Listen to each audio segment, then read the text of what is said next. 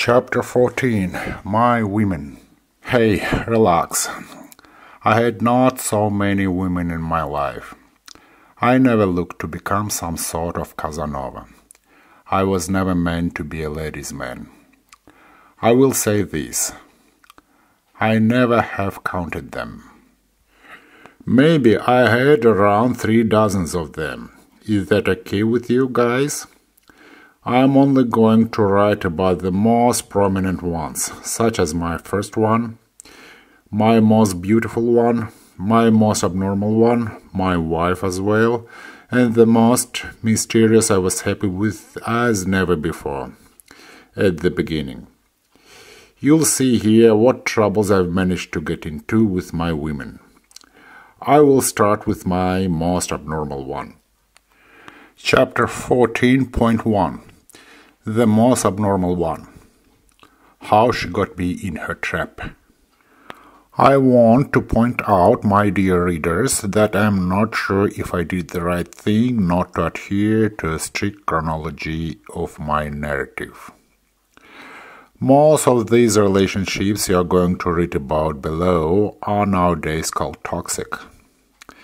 There could be my fault for this, as probably my parents as well. Initially, I published this chapter in my blog as a separate story. When I started writing this story, I knew a lot less about her than I know now. All names had been changed in that blog, and the story was presented as my friend's office romance. I was in trouble because of this broad, and I had even bigger trouble because of the story about this broad. This story was meant to be a warning to stay away of her kind. Even though I know a lot more about her, I didn't change this story much, except that the names are almost real now. Those who know me had recognized these characters anyway, but I want them remembered. Now my real emotions will begin. Now I, like Hemingway, will start bleeding over my laptop. Where the fuck was my brains? What on earth did I see in her? An ordinary girl? Well, she wasn't ugly, but there was nothing special in her either. If I had met her in the street, I would never look back at her. Just a girl with a lot of rats in her attic. I jokingly wrote once in my blog that I was an ambulance for the troubled women. That seems to be true all along. Yes, I've heard of her a lot before we met. They wrote a lot about her in the translators community. I tried to remember what they wrote about her, and I couldn't, but if I was radically to generalize the overall impression about her, it would sound something like this. She's cool. I don't even remember the first day we met, but I believe from the very first day she had gotten on my right side. I had that feeling that I always had known her. I must have seen her before in the picture somewhere. I remember that she had become a regular feature in my office where she would show up and talk to me, and I was busy doing my work. I never knew she had a plan on me. She was assigned to a consultant and worked on the fields mostly. In the office, though, she would come by and sit next to me. I don't remember what we talked about, but my work would stop. I wouldn't have the ill grace to say to her, "Excuse me, I have a lot of work to do." Besides, she was good to talk to.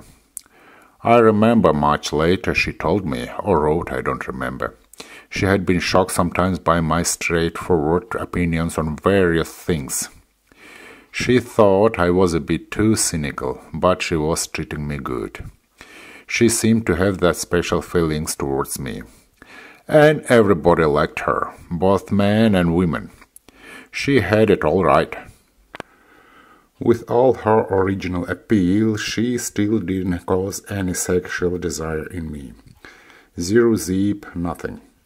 She had that kind of a strict school teacher asexuality, and I went to the university exams, where I had a really good time chasing girls, and I would come home so balanced and well and feeling just great.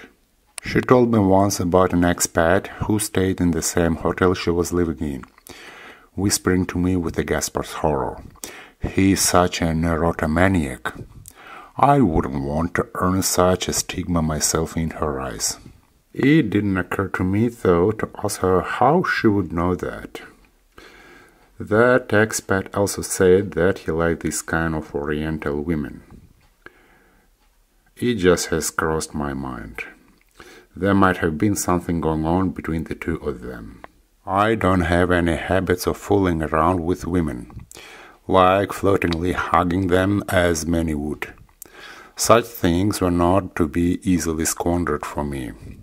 The first time I touched her, I believe, after about a year of our acquaintance, when I very hesitantly hugged her, trying to comfort her, which I can do absolutely when she cried. Her mother was dying out of cancer, and I could not find the right words to comfort her. They're obvious bitches. Typically, those are beautiful women who can afford to be bitches. There is no getting rid of men for them anyway. This one, well, she was not ugly, but she wasn't hammered at much with men either. That's why she was sort of nature of the goat. But with all her likable demeanor, as opposed to some obvious sociopathic ones I used to know, she could prove tough character, never afraid to confront.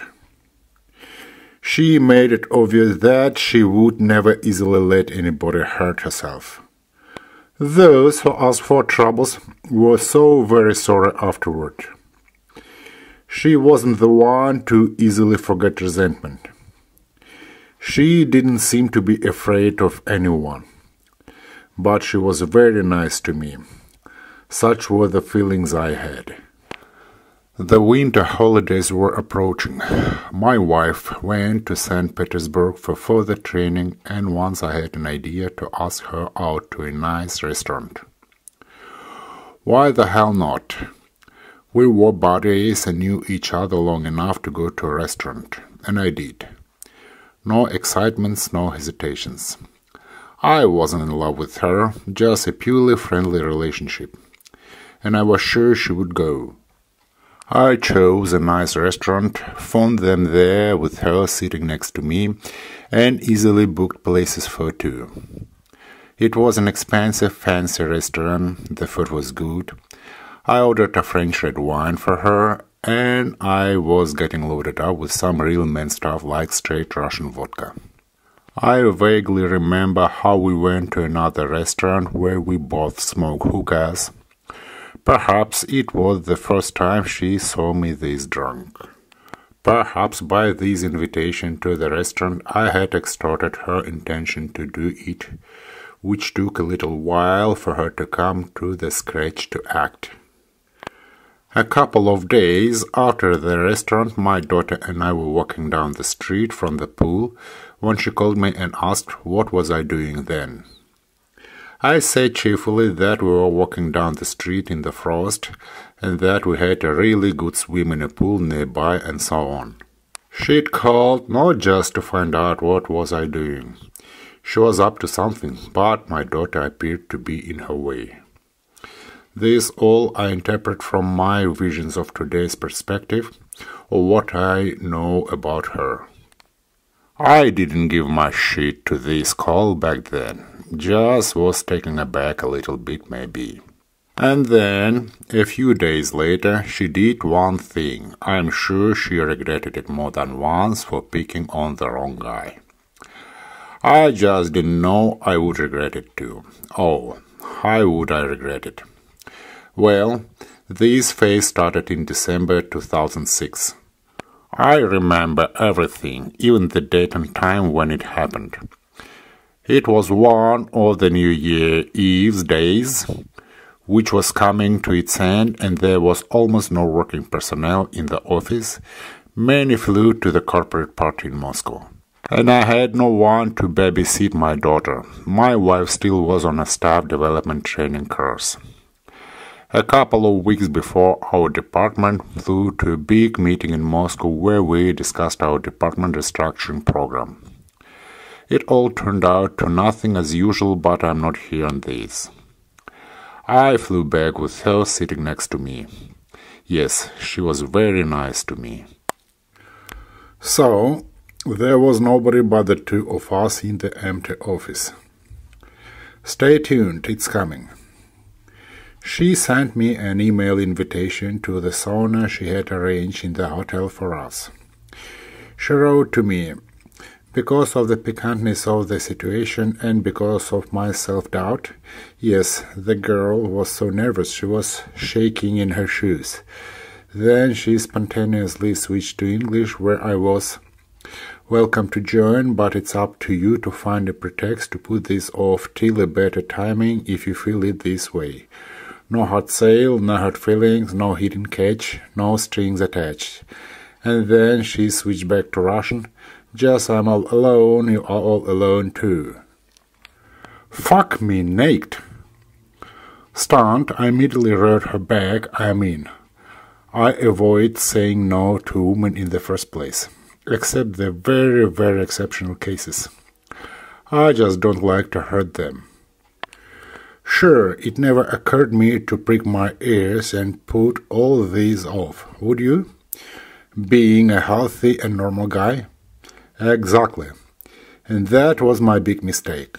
Anyway, I said my daughter at home that I was going with our drivers to Banya, the Russian sauna.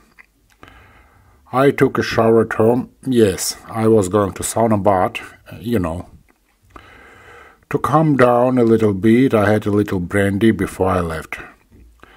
On my way to her, I bought some good wine, and by the appointed time I was there. Well, I'm not going to draw a detailed picture here. I will just say that everything was romantic. Well, she was a little bit stiff, but hell, it was for the first time after all. I was excited too. She wouldn't let me get carried away in the sauna, but when it came to sex in her room, it was, I suppose, a small shock I had experienced with her. I have never been with a virgin girl in my life, but the feeling I had I was dealing with the one right then. I somehow managed to bring her up to copulation, but sex with her was a disaster. Sure, I would never want to see her again. Perhaps I would have forgotten her for good, but, as you'd see later, she wouldn't let me go that easy. The most unusual thing in all this was her invitation. I wrote in my private part of my blog on this unusual event. That's why I remember our restaurant and sauna dates. Interestingly, at the end of this entry I added, I only fear that if I fall in love with her, definitely nothing good will come out of it. That meant I saw that something was wrong with her. I didn't know what it was yet, but it was for sure. I haven't heard from her for quite a while. That was it, no strings attached. I had some lengthy affairs without love before her, so nothing special was going on so far. After she had left the company, we wrote some meaningless casual emails to each other. She was writing mostly, I was only responding. She might have some feelings for me, I had known. She would also send me different photos like the ones with her lovely cat. We all do that. But one day she sent me a letter with the attached pictures and a strong warning to open them carefully with nobody around me. The attached photos were glamorous, some messed up with Photoshop portraits of hers. She was nude in some of them. Soft home porno style, not too obscene though. You might be surprised, but even then I did not come to any excitement. I had seen better. Nothing to be impressed with. Short legs, small breasts with sticking out brown nipples. But neither was I alerted to it, not again. Maybe because she was far away from me. Well, she was out of job for a while and bored. It happens to everyone. That's the way I reacted to this. That was my fucking big mistake, yet another one. This my increased tolerance to people backfired on me. She had tried to get my attention. She should be more careful with these kind of photos. What if these photos were in the wrong hand? What she was thinking sending me these photos? Did she even understand that by sending them, she in fact had trusted somebody with her fate? I mean, I wouldn't do anything to take advantage of this, but one should never forget this. Nothing that ever gets to the internet passes into nothingness. It just waits in the wings. What if she had sent them to someone else? Okay, I didn't care. Anyway, I don't remember how long it was lasting this way. Maybe a year and a half. Nothing much was happening. Without much enthusiasm, we corresponded back and forth. And then she suddenly turned me on. She made me horny.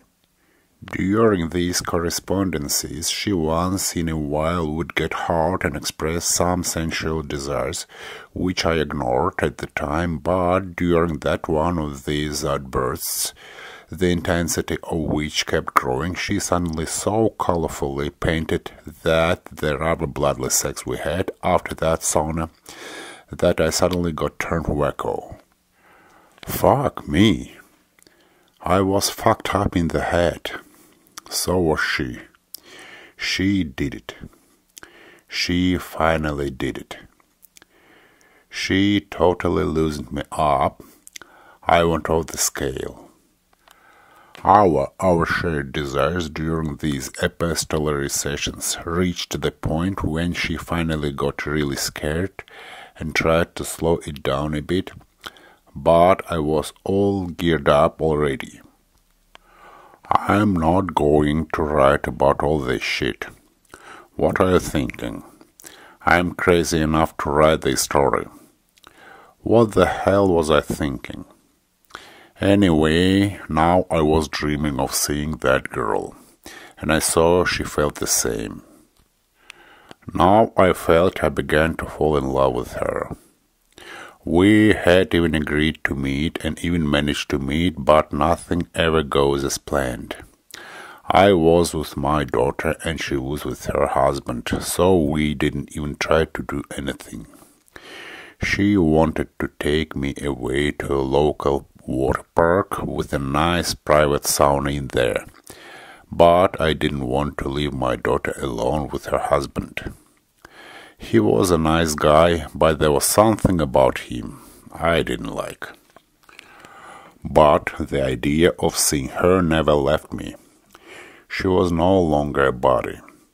She was an object of my sexual desire.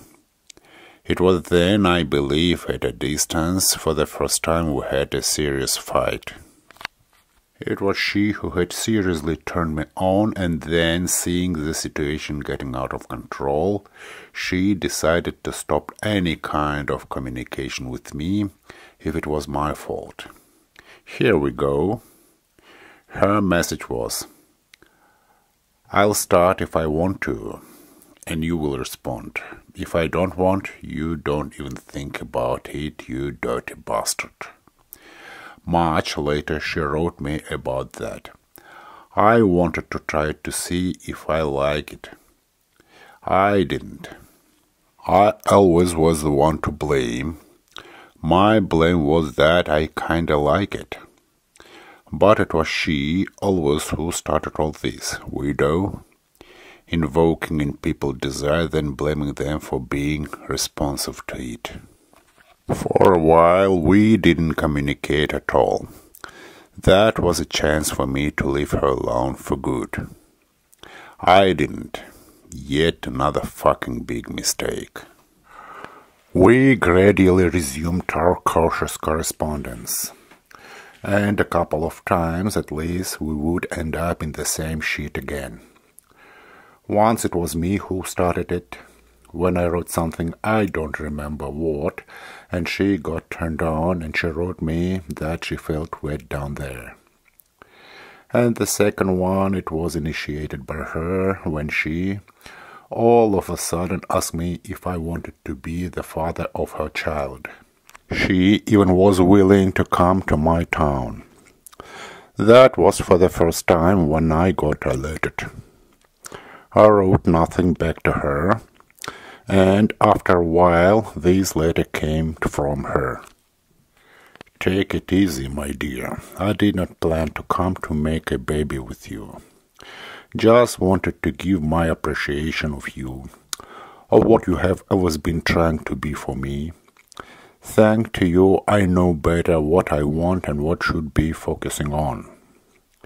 You are the first man in my life who I confessed what I felt was going fatally wrong with me. I have never discussed this with my husband, staying in one bed with him for 17.5 years. I know this is crazy, but this is not driving me constantly nuts anymore.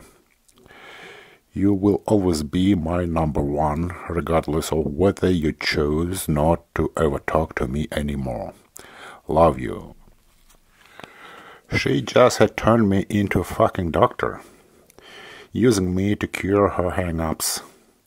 I should never have resumed any relationships with her. She didn't have that cynicism towards me yet. She even said she loved me. It was still to be manifested in full, but it was her first recognition what she needed me for. Later she would be accusing me of my consumerist attitudes towards my friends. And this lady says it's not nice speaking one's nose. I think after a short while we did start yet another excitatory correspondence once again, which ended just as bad. After that, even my most timid overtures would be either ignored or brutally, savagely stopped by her. If I knew her as well as I know her now, I would have figured that she was seeing or in love with someone else. This time she would take no exception to even my innocent compliments. After one such jokingly flirting with her, she gave me a whole last warning, and that angered me. What did she think the kind of a lady she was? Her last warning. For the first time I regretted that sauna, that restaurant I had asked her out to. What the hell has possessed me to do so? I wasn't attracted much to her. Well, I'm not saying that if I had not asked her out to a restaurant, she wouldn't have asked me out to a sauna. Perhaps she had yet another appetence or some kind of acute conditions. She might be intensely breaking away with somebody. But the chances for this could be less, much less. Now I think that in both cases she acted sincerely. It was for the first time when I thought I might be dealing with the borderline personality disorder case. When she was turned on and wanted some sex, I should respond to it right then, and she took it for granted. But I had no right even to think about it. How dare I treat her this way, the dirty bastard? As I have said, I have never said no to a woman to avoid hurting one. Maybe I should have said no to her sauna, resent her photos, be wounded in my deepest affections to her erotic desire she was so eagerly expressing. How many sleepless nights I would have provided to her and saved mine. I suspect, however, that some said no to her, not being beautiful, and there were enough sleepless nights without me, I guess. Anyway, now I knew the real hatred to her for this last warning. Now the problem was that we had to see each other soon. We had to work together again. For so many years I was dreaming about it, and now for the first time I didn't want to see her. And I wrote her about it. That she was banned for good in my emails. I didn't know how I was going to act when I would see her. I should have noticed, which I did not, that something went wrong between us. For example, I didn't pay attention to the fact that she used to end all her letters with the word love, and then she stopped. And she no longer was sending emails that often she used to. In the beginning, I always forgot to congratulate her on her birthdays and things like that. She resented that. That was something she'd never forget on me, and would have her husband create some funny videos and send them to me. And I'd forget to thank her for that, or even open them to read. When I finally got myself straightened out on that and no longer miss her birthdays, she ceased to do that. This I recall now, but I didn't pay any attention to that either. She was settled down in the same cottage I was staying at, right in front of my room. I was dodging her. She had made friends already with many, so I liked her at once, surprise. And here we go. The next morning she comes into the office. Joyfully she says hello to the boss she finally sees in so many years. They hug. She comes up to me, we both hesitate to hug, just saying reserved hello, shaking our hands. She was smiling. I give it to her. She had a lot of nerves smiling at me, albeit with some traces of uneasiness, I'd say. What if I bucked or snapped at her in front of everybody? What would she do? She smiled, and I felt that I could no longer pout at her. Damn, this is it. This is her charm, for which we all loved her. I immediately forgave her. I forgave everything. And my bad mood was gone at once. We hugged, and it felt good. And my mood stayed good till the end of my hitch with her. Had we something going on between the two of us? What do you think? I have been waiting for this for so long. Her door was right across to mine. The moment we made up, she said, she was shocked and suffered very hard on being banned by me. That her libido went down to zero. She repeatedly told me about it with a clear condemnation. She did not like being dumped, and she took revenge. Oh, how she did it. But that was later. In the meantime, our next hitch was even better. I helped her with her morning reports. I would take her home. I was protecting her. Now it was my turn to draw and keep her attention. She, in turn, made it clear that she only was doing a favor having sex with me. Sometimes with pleasure. I finally found what she liked the most. That she had no special attraction to me.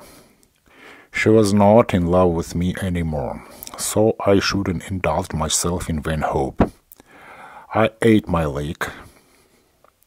Sex was not the most effervescent thing I had with her, but it had something special in it. Yes, I had a feeling that it was very close. So she must have been paying me back for hurting me, returning favors for morning reports I was doing for her, for those attacks on me in her fit of frustration. It was obvious I was irritating her now. How it was different from her treating me back in that previous big company we used to work together. It was unbearable. On the last night of her hitch, she just kicked me out of her room in her bad mood. Later, she had texted me that I was too sensitive. Phooey. She had said fuck off. So what? I wish I just tried to kick her out like that. Get the fuck out of here one of those days and see if she liked it. It didn't even occur to me that all this was because of Pete, a newly hired translator, who just came along, who was 10 years younger than me, with whom she used to be in love with, and whom she just had her boss hired. Despite all of this, on the last morning of her workday, I made her morning reports, most of it, and translated in the morning meeting she was supposed to and really did. On my days off, I constantly text her first and then emailed. I had forgotten about that ban, of course, and I regret that. Enough was enough. She would answer once to my dozen emails at the most. I would send photos I had taken at work, her portraits, photos of our friends, some of my own precious selfies as well. I started to learn Adobe Photoshop and send pictures with me in Hong Kong or in front of a Ferrari luxury car. There was no question of flirting with her, but if she wants to find a pretext to fight, she will. I am an incorrigible fool, and I write a lot of nonsense, and I wrote to her about my ex-girlfriend, who kept calling me and with whom I used to be in love with. And she had fits of rage. No, I'm not going to quote all that shit she wrote to me. That was delusional. I caught it from my photos as well.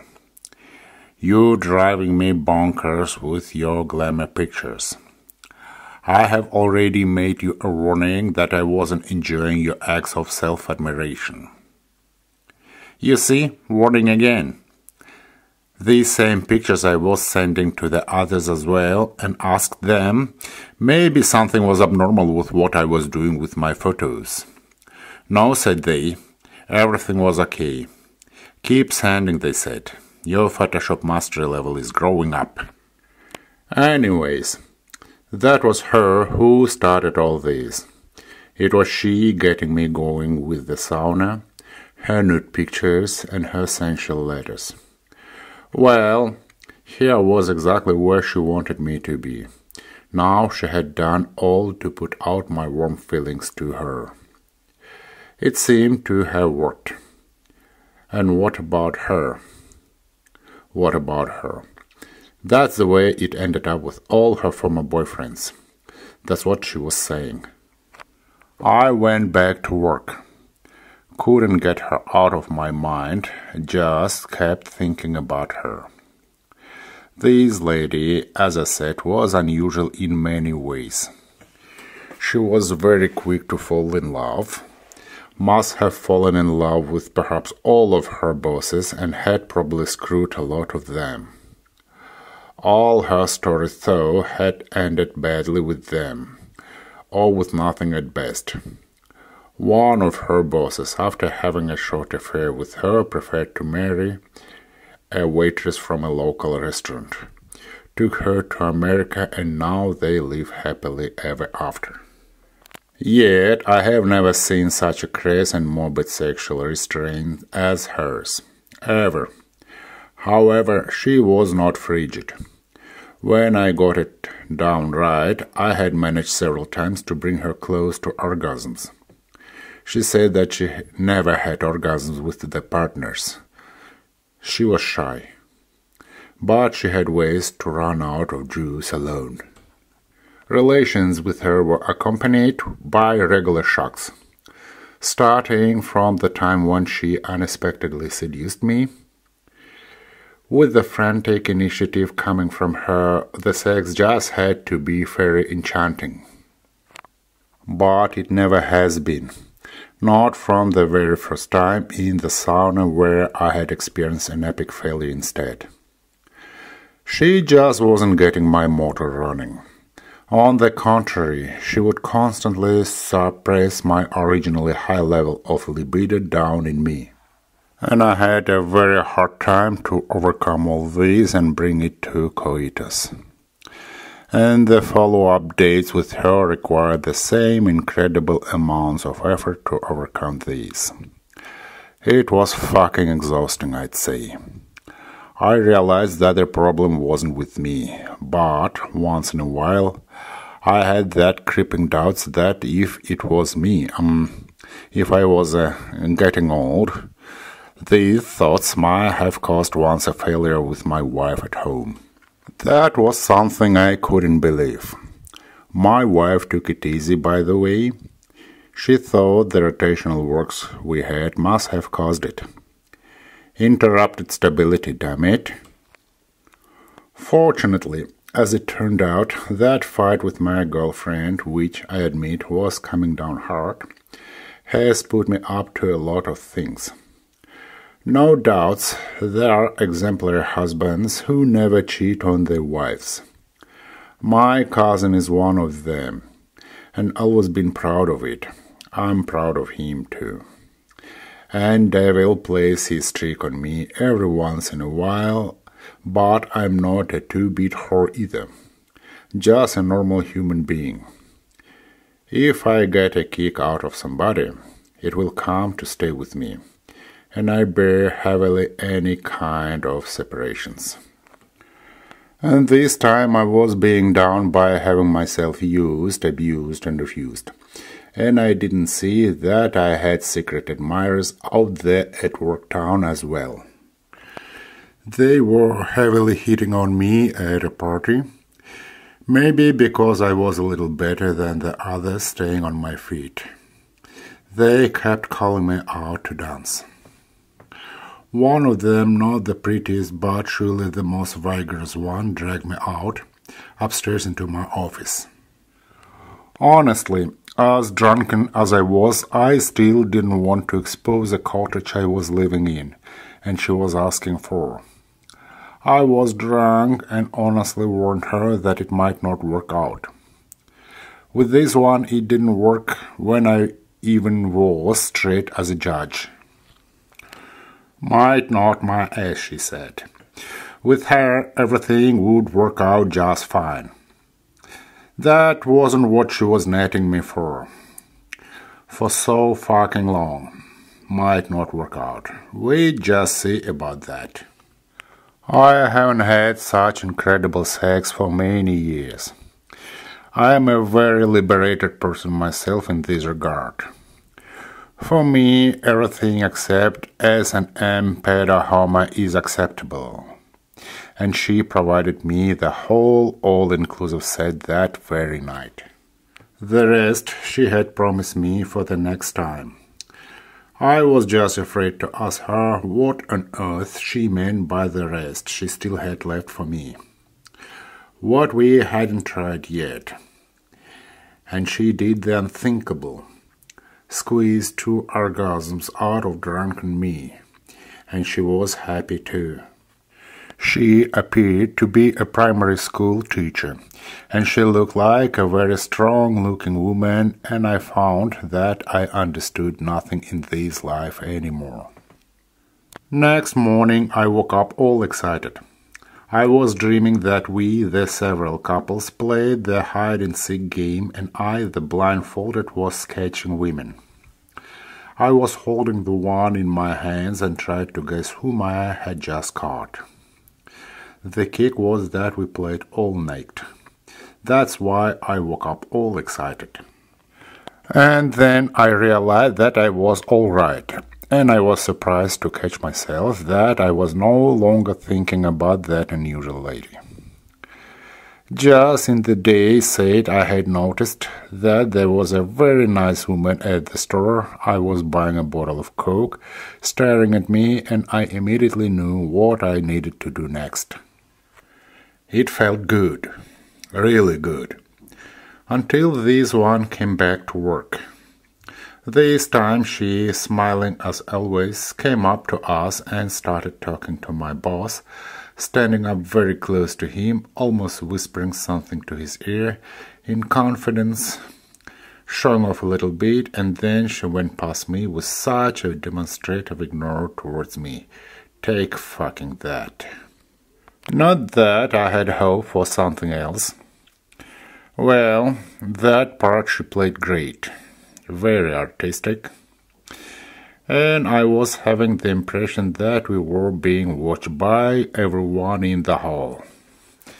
Nonsense, of course, but my mood, being constantly down all this time, was messed up from bad to worse, and I still had a meeting to translate for my boss. While I was translating, stumbling and bumbling words, she again dropped into our office for a friendly wave to the one who in fact was talking to my boss right then, and I was translating for him. I shortly wrote her not to overdo it. And I found myself in a new quality, I would say. I'd never been jealous of nobody. Maybe because I never had loved that much, and those whom I loved, they had not given me any reason to be jealous. Maybe because I was just confident. Hadn't felt any real competition so far. But I had been lucky, and I kept telling my friends with dignity that I wasn't jealous kind of a person. Fuck, I turned out to be wrong. Interestingly, when being jealous, the craziest, outrageous, suspicious things build their logical chains. It's just a horror to me. My ex-friend is, to whom I finally had my real feelings wake up, and whose, on the contrary, has burned out on me, and we had to part to the most dramatic way, and I was coming down really hard on these. Even some short whoring that turned up at holes had a little help on me. But it had become much worse with her back at work, and I lost my sleep and appetite. Now everything that was associated with her was causing me not just pains but non-healing burns. Even the fact that she now began to look better and slimmer was upsetting me even more than before when she was still mine, just as far as she would allow herself to be mine. And now she wasn't mine at all, and the better she looked for someone else, the worse it felt for me. Well, I was fixing myself a cup of tea in our boss's, to whom the beautiful translated, office waiting room, when the two guys stormed in. I know she liked them both. They were all young, good-looking, and with a promising future. One stayed in the waiting room while the other closed the door behind, and they whispered. And they made sure there was no boss in the office before they had come. And I was about to finally start to calm down right before this moment. I was even flirting a little bit with our secretary, who wore a provocatively short dress that day. And now this. Later on, these Lady Carmen walked down the hall looking up triumphantly at me, passing up and down in the office, and slightly nodded at me when passing, as if again saying, "Take fucking that to me." Okay, I have managed to collect myself somehow. Well, they whispered behind the closed door, what a big deal. She left early that day. Normally she stayed a lot longer, even after her boss shuts down, to talk to someone on Skype. I immediately linked the one to another. That's why they whispered. Anything is possible for sick imagination. On my way home, I bought some food for her totem cat. When approaching the house, I noticed that there was no light in the next door room where that guy stayed. Let's call him Mike, who had been waiting in the office waiting room while the other talked behind the closed door. That was normal. He'd never come that early, busy with increasing the oil production. The light was turned on and off in the kitchen. There was some kind of hastiness in all this. I saw her boots and someone's pair of shoes inside. It was quiet in her room, but the sound coming out of her room was similar to the one she was producing when I was in her room, of course, diddling her up. In fact, she could make such a sound when she was sleeping on her back. But why would she sleep? While I was taking a shower, I was in a hurry. I didn't like what was going on at all. Someone had jumped out of our house. When I came out of the shower, the pair of shoes was gone, as if I had scared them away. In situations like these, brains fail to work properly. If I put myself in her shoes, would I sleep myself with someone else having my crazy ex somewhere close by? I certainly would not have taken any chance, and if too impatient, I would at least have tried it elsewhere. And she was even more cautious than normally I am. In the meantime, I was going nuts, so I went out to the cottage dressing room in case the shoes were placed out there, and here comes Mike. "Lost something?" he asked with his usual sarcasm. With the same sarcasm he used to say hello to her in the morning after our crazy nights, and she was sure that he knew everything about us. Of course he knew. Why wouldn't he, with such noise we were producing at nights? And I was sure he also knew that now we were at odds. This was catching everybody's eyes. That's what I thought, at least. "No," I just said, embarrassed to him. He took off his shoes and put them in the same place where they were. Fuck. Those were his shoes, all right. Now the light was on in his room. Since he entered his room, he never left it. There were no signs that they ever communicated. Now then, when I had cooled down a bit, I thought it was good I hadn't done something rash. Perhaps I had fucking wound all this up after all. Mike, I think, simply went to have dinner when I was in the shower.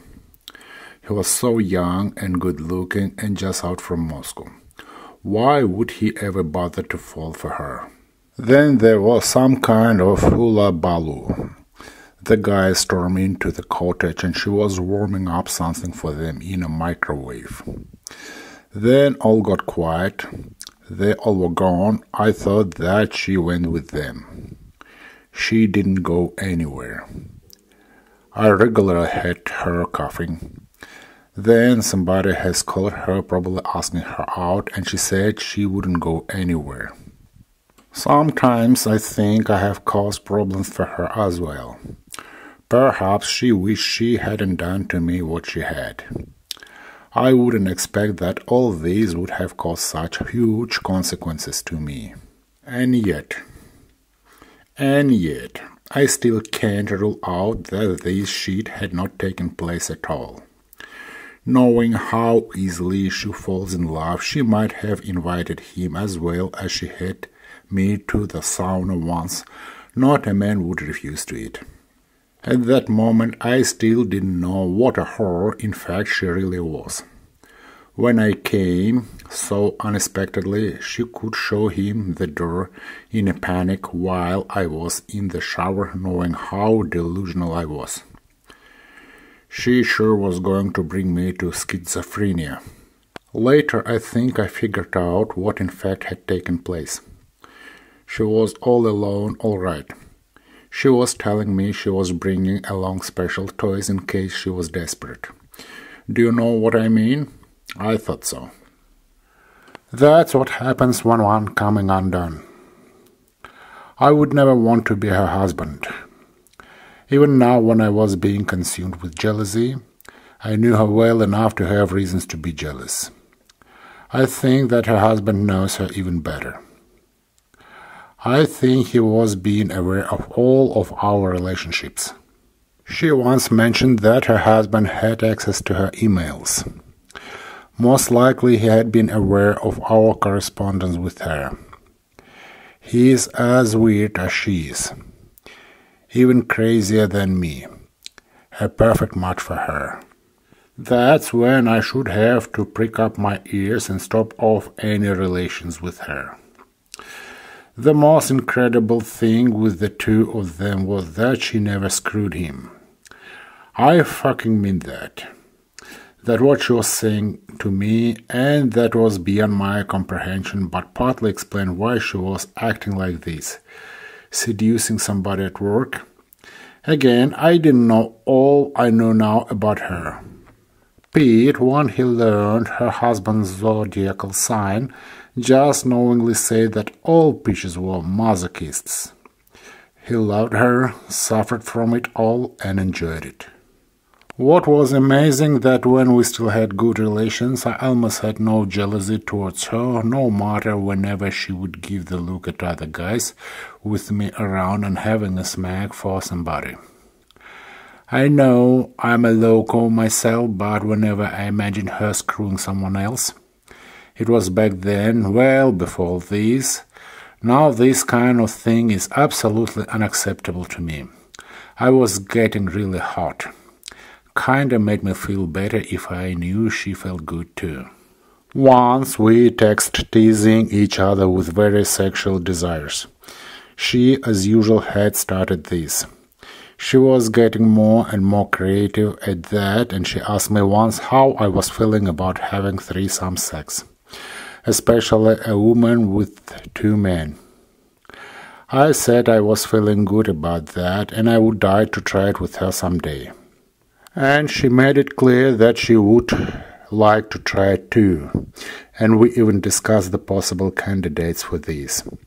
And we had even picked some particularly decent and reliable ones, in her opinion, persons as possible candidates for this. It was later I realized where, or more precisely who, she got this idea from. And she was in love with that pretty boy she worked along with too. But only platonically, as she put it. They had no sex, and it seemed to be true. The very idea of threesome sex got me so fired up that on a website I had found a local swimming family I had almost met. They never made it. They had a run-in on the way to me. I even texted her that I was about to try this soon. She called me on the phone, and for about half an hour she lectured me about how it was immoral and not good, and that I better should put it off. I listened to her, shocked, and couldn't even retort, and remind her whose idea it originally was. I wasn't the only one in the car. Our driver was taking me home from work. She was the one who had planted that idea in me, and this very same person was saying it was immoral to me. We have a saying for this. You either take off your clothes or put your pants on. Once she, working in the polar region, seduced a guy and bragged to me about it. She even sent his pictures to me. Amazingly, I didn't feel jealous at the time, probably because I wasn't in love that much with her yet. Maybe because he was completely unfamiliar to me.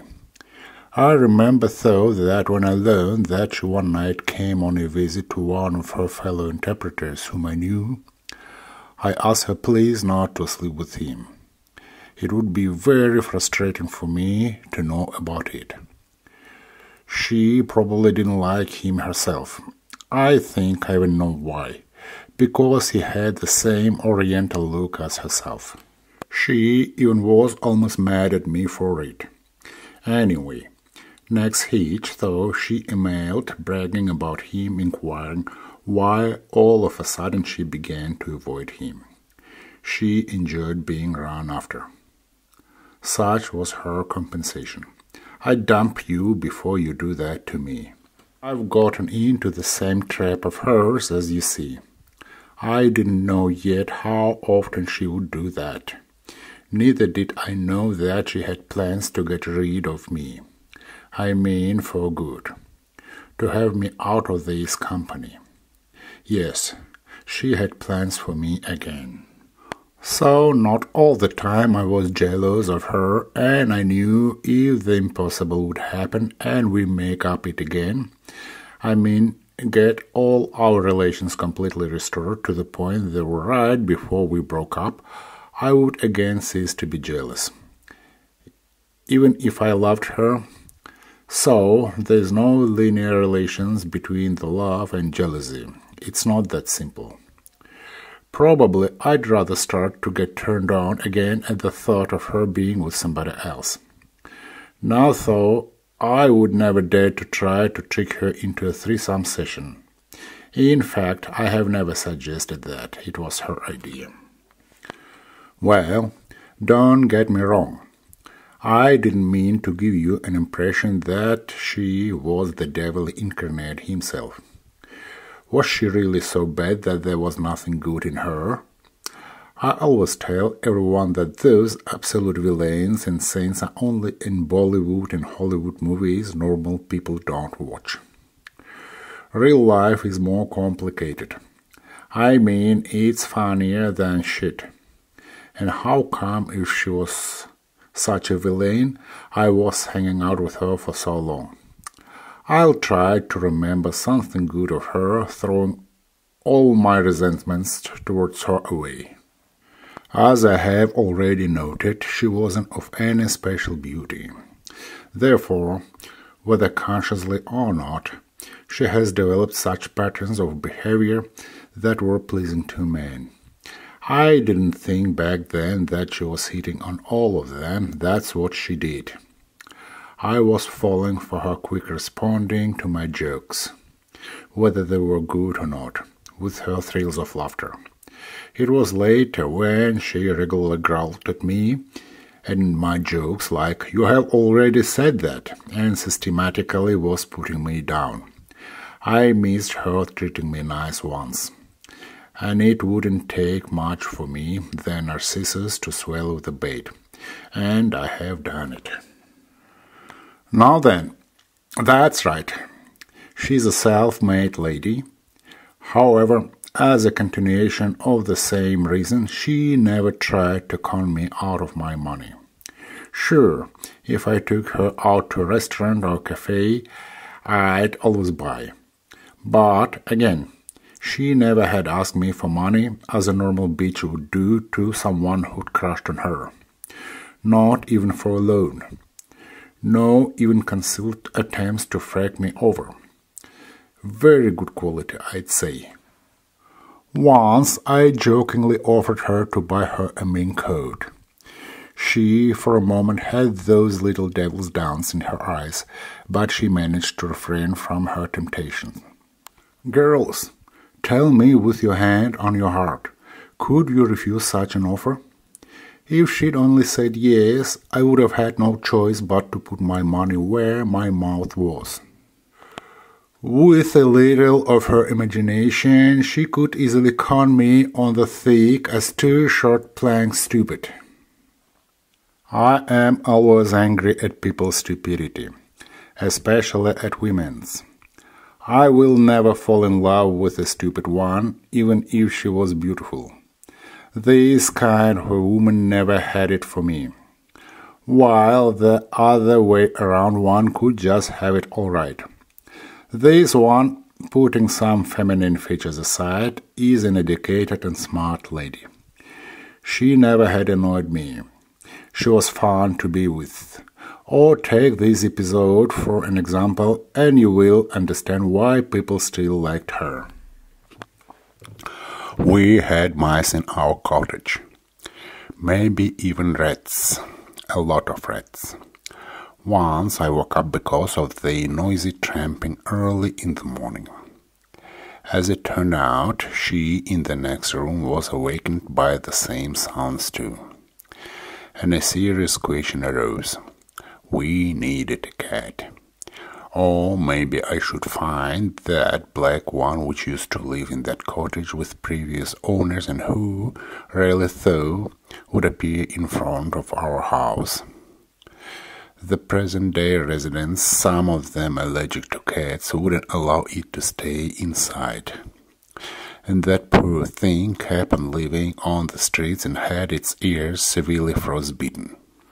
I must say I had often argued with her on many subjects and occasions.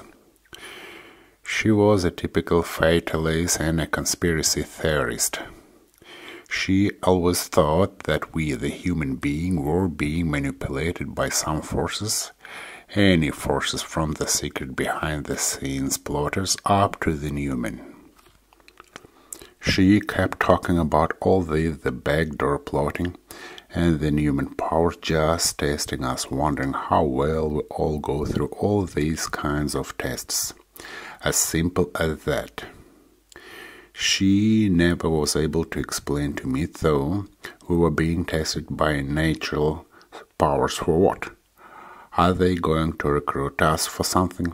Whom are they testing us for? Anyway, we needed a cat. We came after work with her, determined to find a cat. You'll laugh. But as we did go out and cried, "Kitty, kitty, kitty," and wow, one of the two cats ran to us, loudly meowing along the way. It turned out to be this black cat with frostbitten ears. So we let it in, cut a big piece of sausage for Noir, as she had just christened it, which was immediately devoured. Well, she went triumphantly on me. "You still think there are no powers above us? We needed a cat and here it is. You still say it's an accident?" Here we go again, I thought to myself, and once again, tiredly, I began to explain her the quantum uncertainty principles and how does it apply to our mortal lives. Nothing is written. In the meantime, Noir happily finished all his meals and stayed for the night. In the morning, we did not take a chance to leave him inside. I gently but firmly put him out of the door, and he was gone again. "It took the half on us," she would say, "and mice or rats have gotten pretty brazen, sprawling everywhere in her room." Something big jumped out of her bag one morning. At lunchtime, I went to take my clothes to the laundry, and she told me not to bother to come back without a cat. And wow again, just when I was leaving the house, our Noir, the frostbitten ear, sat by the door and meowed demandingly. I let him in and gave him some hamburger with cheese. He ate them instantly. I called up the girl. Her order had been carried out, and she was happy too. Further evidence that the higher forces are on the alert. By the way, she had told me that the number 2222 was constantly harassing her, either on a clock face, train schedules, temperature sensors, etc. Just imagine how I looked at her while listening to all these BS of hers. She also liked to talk about herself being a witch, and a femme fatale being chased by men, as many friends later wrote me about her. Well, I was not discouraged by that for sure. In fact, I had always been attracted to witches. There was a planned outage in the office that evening, and we with her went to the store to buy some cat food, litter, etc. She had plans to bathe the cat since she had no idea where Noir was freaking around. There's a lot of cats hanging out at the dumpsters.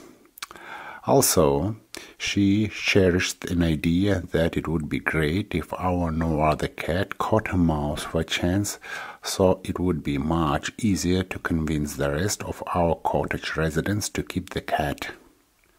And guess what? It all happened exactly the way she wanted. We fed the cat with nice feline delicacies, she bathed him all right, and the cat caught her a mouse in her room, just like that. And the frostbitten killed the mouse professionally and very humanely, if you will, instantly breaking its spine. There was no suffering.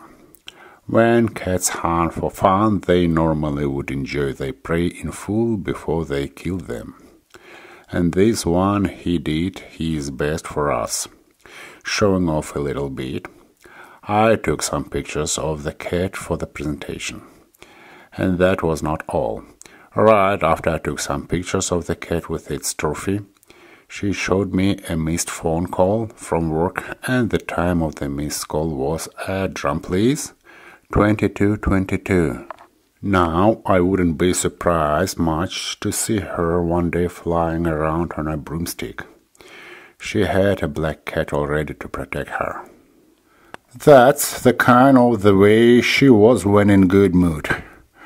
Perhaps, come to think of it, I could dig up some more good things out of her. And yet I'd better off stay away from her, for her own good. I would not bear yet another such an insult from her. Something really terrible would come out this time for that.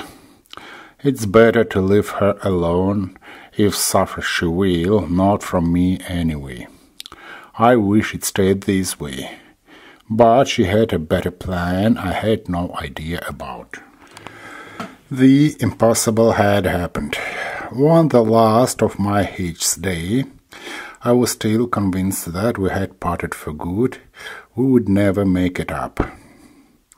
That's what I wrote to Natasha, a friend and a former colleague of mine. That was the reason I was going to leave with my boss Graham that very afternoon.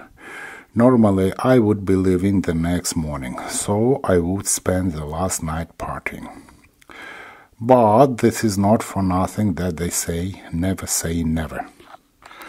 On that last day, I, as always, was busy finishing some urgent written translations. When I finished them, I was about to shut my laptop and go. The car was waiting for us. I saw the 2 messages from her. In the first message, she asked me when I was going to leave. In the second, she asked me out for champagne, and if I refused, she wished me good luck. This was very her trademark move, just like that fatal sauna invitation of hers.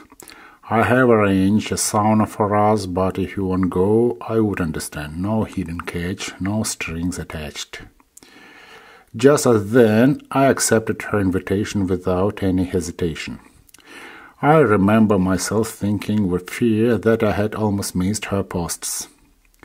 In 15 minutes I was supposed to be going home with my boss. All this happened so unexpectedly and unpredictably. And I again, predictably, had fallen into her trap. And soon I will very much regret it. The only excuse for me was that I felt that I probably would never see her again. As a result of our brave managers, our company was facing financial problems. That was my fucking biggest mistake I ever made. On my way to the cottage, I bought 1 bottle of champagne and 1 of red wine and boxes of chocolates. All of these I left in her room. She wasn't there. Later, I could hear her fiddling around in her room, and then she ran upstairs and knocked up at my door. It was clean and in perfect order in her room, and she smelled of expensive shampoo, gels, and creams. We drank champagne with strawberries she had bought at a local supermarket, and we talked and talked. Incidentally, I learned many interesting things from her. When I confessed to her on my face of jealousy when she, the other day, was whispering alone behind the closed door with one of the key company engineers in her office, she said that there was an attempted coup taking place in the company which failed, and her immediate boss, the CEO watchdog Robert, which had left the office that day with Graham to discuss the situation, was closely involved conspiring against his boss, for which was an extraordinary shareholders' meeting was convened, where they tried to dismiss him. That's what she was discussing with that engineer. I was shocked. I had a mixed feeling towards our CEO myself. The company's financial and production performance steadily deteriorated along with the total theft and mess going on, and it would get anyone sick and tired. But this was a classic betrayal, the treachery. Well, like a teacher, like a pupil. I mean, this translator girl, in a little later, would prove that she was a perfect match. Birds of his feather all right, for this rotten team. Leaping ahead, when the CEO had himself finally fired, they all gotten rid of all his loyal subordinates either. And the smart one, along with his smart interpreter, remained and was all the last ones to go. Having sex with her was not on my particular to-do list for that night, up until she jumped on my lap and I changed my mind. Then, still naked after sex we just had, she was reading Dostoevsky aloud for me. All these look crazy, I know, especially Dostoevsky. The real translators, damn it. Something definitely was wrong with her, and I, playing along with her like that, didn't look much better myself. Especially that I had never liked Dostoevsky. At that very moment, I think, looking at her still naked, I tried to understand what it was that kept me who at my over 50, me who after 3 days of sex abstention gets really sick, sexually suppressed with her. Was it her body? I looked at her again. It wasn't perfect, but it was okay with me. I wasn't picky much. Not at the end of my age, I wasn't. What was it then? Was it love I didn't feel towards her? I mean, I have tried, but it didn't work on her. No, still. I know love is good ingredient for good sex, but not necessarily. Well, we must have been way too different. Whatever I needed to get turned on, like kissing her breasts or thighs, she thought it was disgusting, filthy, and hideous. The trouble with her and her potential partners was that she tried to fit a square peg into a round hole. She wanted guys turned on just on her naked body, which wasn't perfect in her 40s. At that age, it takes a bit more than just keeping it shaved. If you invite somebody for sex, be at least relaxed a bit. Do not kill the mood in the bud she always did. Leave everything to a man and he would do the rest. If he is the right kind of a man, that is.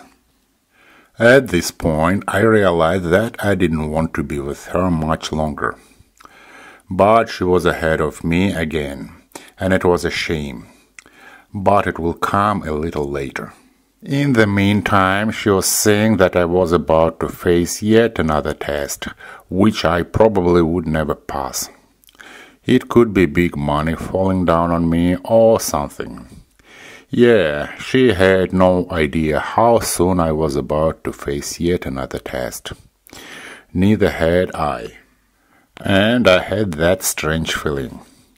Since I had her back, I immediately got myself reassured again.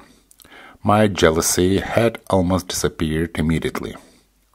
Further still, I had a feeling that I didn't like her anymore. She asked me not to write her anymore, and I had been banned from her emails. I didn't want that much either. Later, I asked some people versed in the literature to tell me about Village Stepanchikova she was reading for me that night. First, everyone was surprised by her strange choice. They all said Dostoevsky had in every way better work than that. Did she look normal? I was asked in turn. I don't know. I think I was abnormal too if I was still messing with her. That retired GRU officer, her unrequited love at her previous work, must have seen through her and had not fallen to her frank promises. They have been trained to trap and see the traps. I left her early in the morning. I would never let myself stay up that late with her before. She was to work the next morning. But it was understandable. I might not see her again for rather a long time, if ever. She was as nice and gentle to me as only at the very beginning of our once serene romance. It was evident that she had been missing me too. That's what I thought. Wrong. Back home, I received a letter from her with a message saying that I shouldn't get my hopes up too high. She just had an urge. Her very quintessential message was, "Hey, you're just a vibrator, weirdo." She always has been this way. Now I had a strange feeling about her. Men certainly would like her, but whoever she gets to the bed, there will be a problem with them. They won't stay much longer with her, and I'd better off stay away from her either. Was she going to seduce somebody? I kept asking myself. Again, I still didn't know all things I was hearing later about her. Otherwise, I would never ask this, since I would know for sure. She would. She had a plan to get rid of me. I didn't know yet, because she could not seduce anybody openly with me around. Especially this time, she felt uneasy with me close by. No flirting, no chuckling. Well, there were some candidates. Take a newly hired warehouse employee, for example. By all measures, he would suit her. He was younger than me, spoke good English too. But would she be a perfect match for him? I don't know. She always takes the initiative in her hands, just like she had with me. Otherwise, she'd never get it with guys like us. It would be interesting to observe. I just thought about how I would have reacted to that if I knew she was fucking someone. I never had much control over her, but it would be much more unpleasant for me to learn about this when I was at odds with her. There were plenty of men and a short supply of women out there, and she was good. It was a real paradise for a woman of her kind. Don't get me wrong. She looked good for her age, about 5 years younger than she really was. But she, with her strong oriental appearance, was kind of a recherche girl.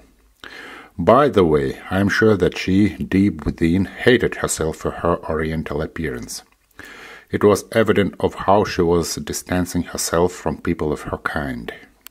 I had seen these kind of things already with my cousin long before. Strangely, it was manifested in her periodic eruptions of anti-Semitism.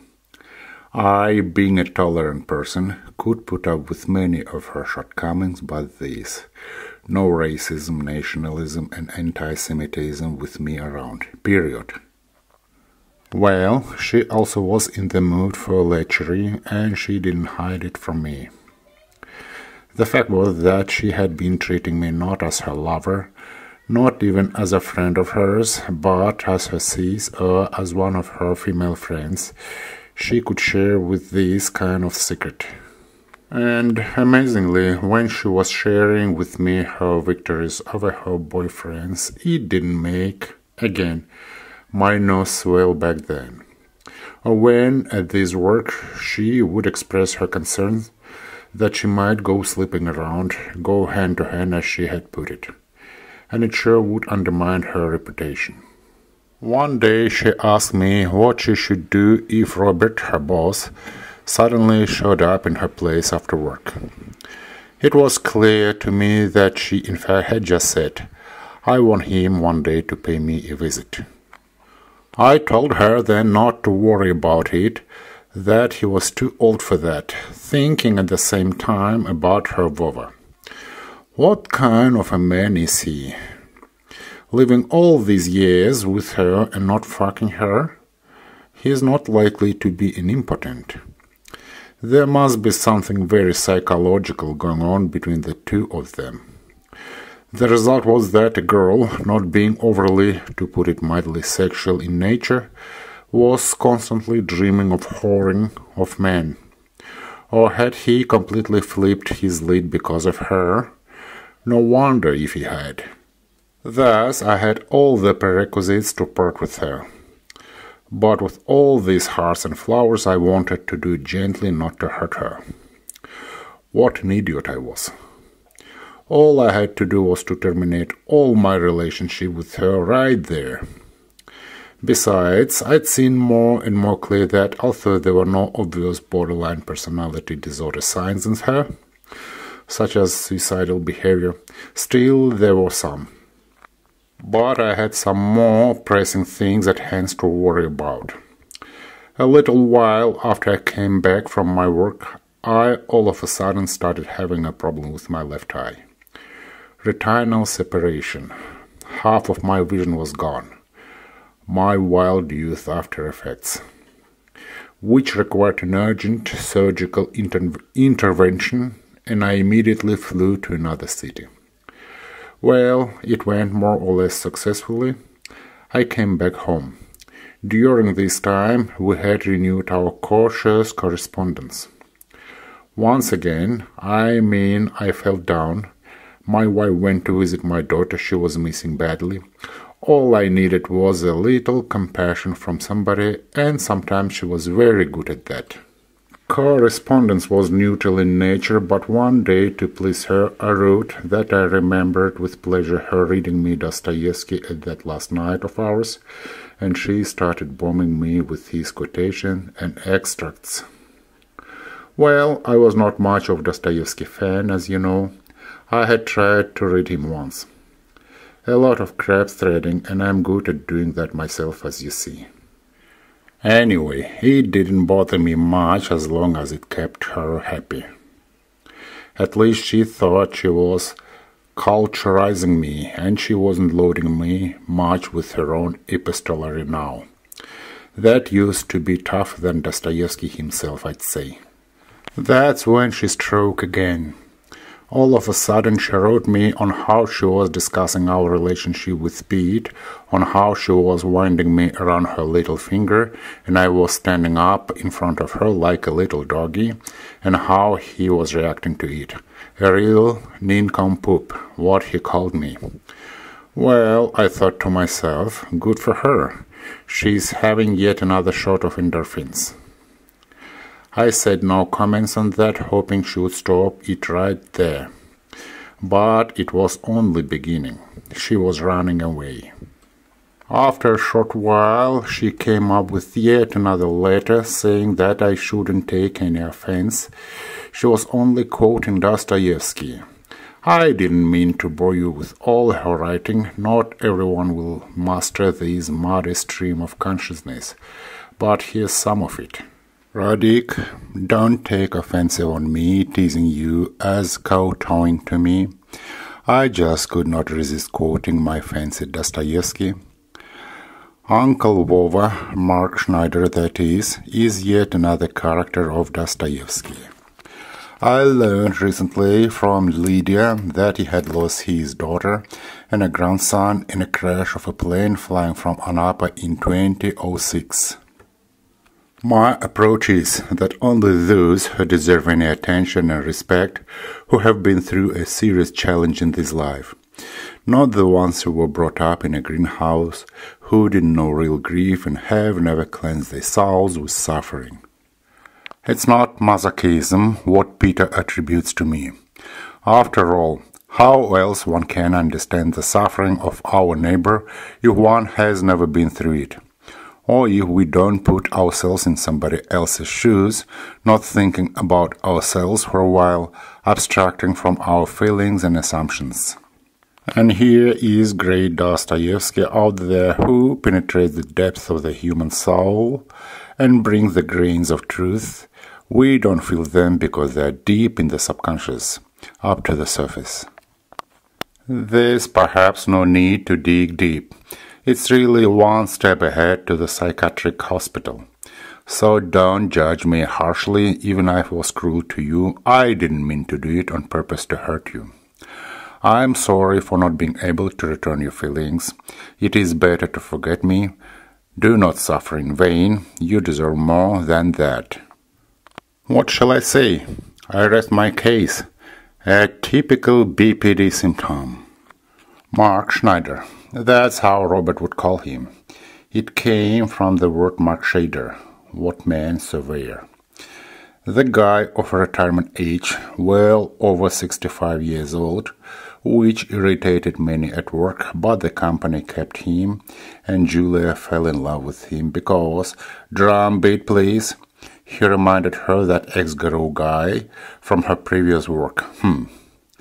If that one looks like this one and she loved him for that, well, then she really needs some help.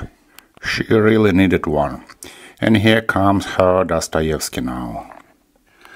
And once again I asked a question, do I love her? And once again I was not able to answer. That is, it's better to say once again, for the umpteenth time, I said to myself that I hated her. Yes, I hated her.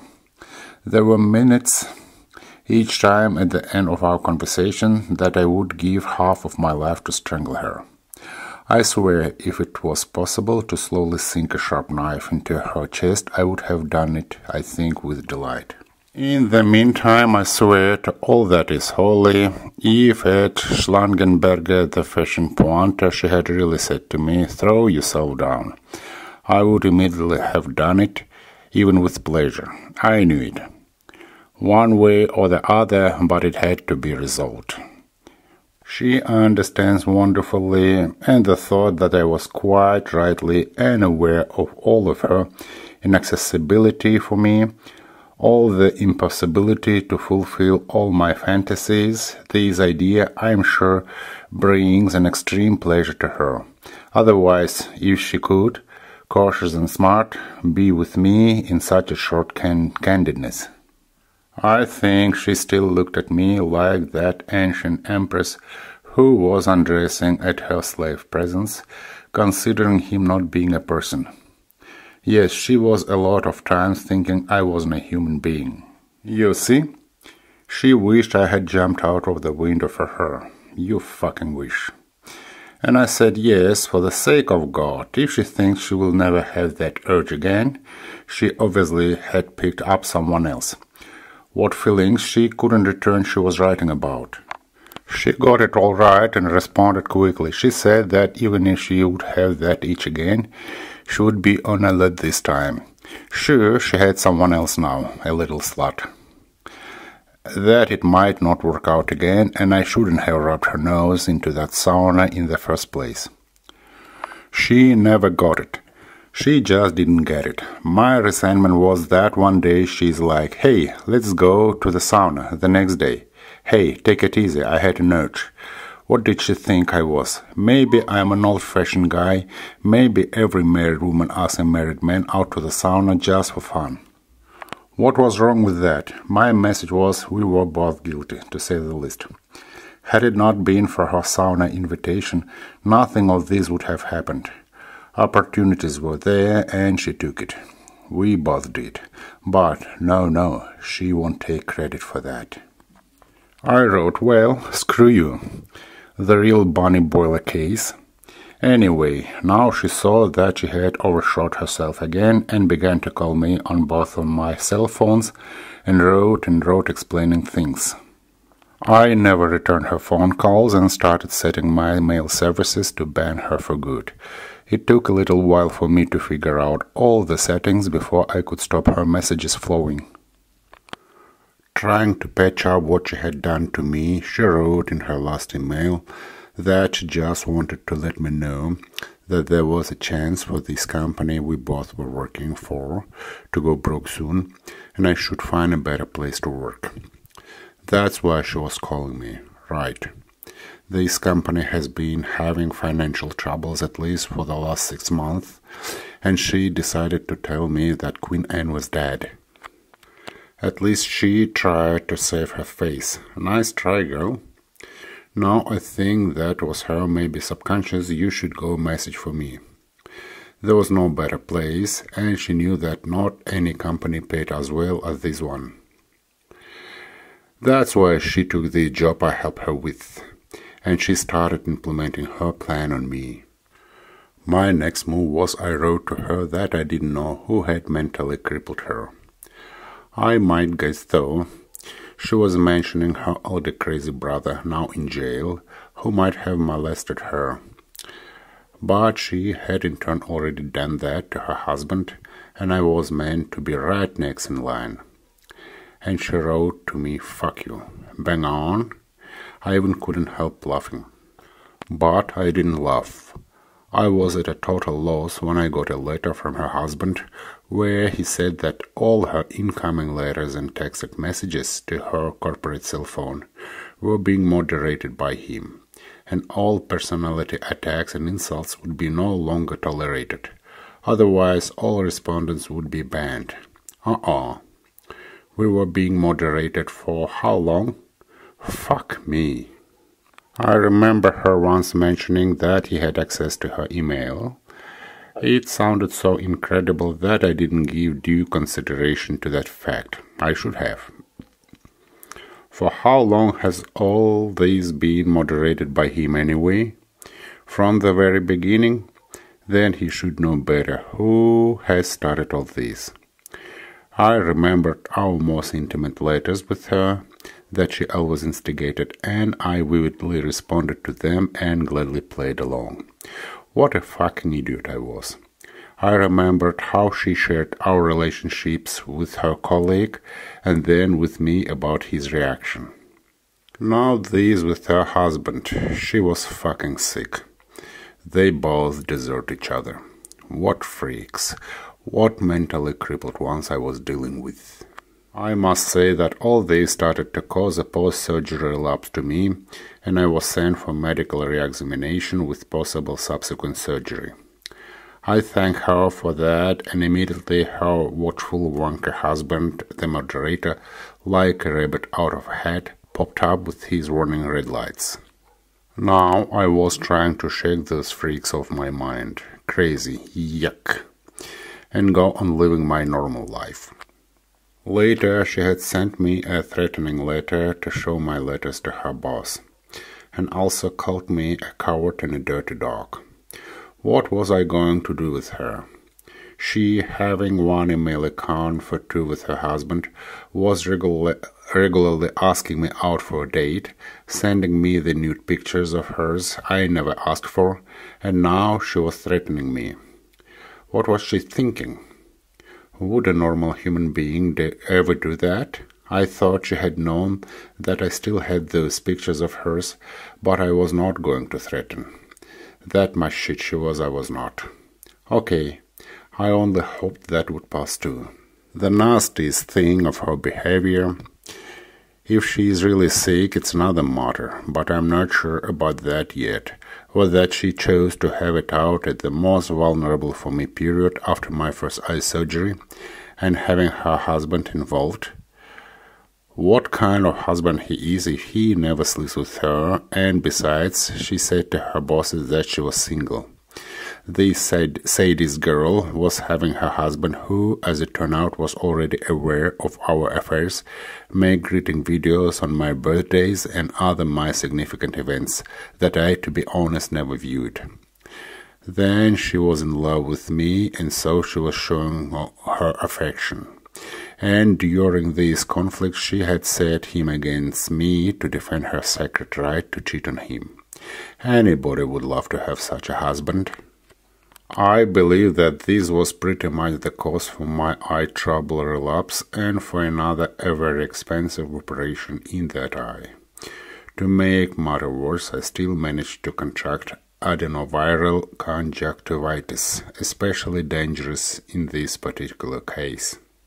My roommate in hospital had confidently said that it obviously was a spell someone was bringing on me. To what I said, if I had believed in that shit, I would even tell who would do that.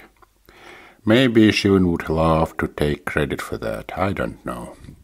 As I said, she always been proud to consider herself a real witch. Well, my eye doctor, Anastasia, the beautiful woman and a great person too, strongly recommended me to go for another eye surgery operation, with a warning though that the clinic had run out of quotas.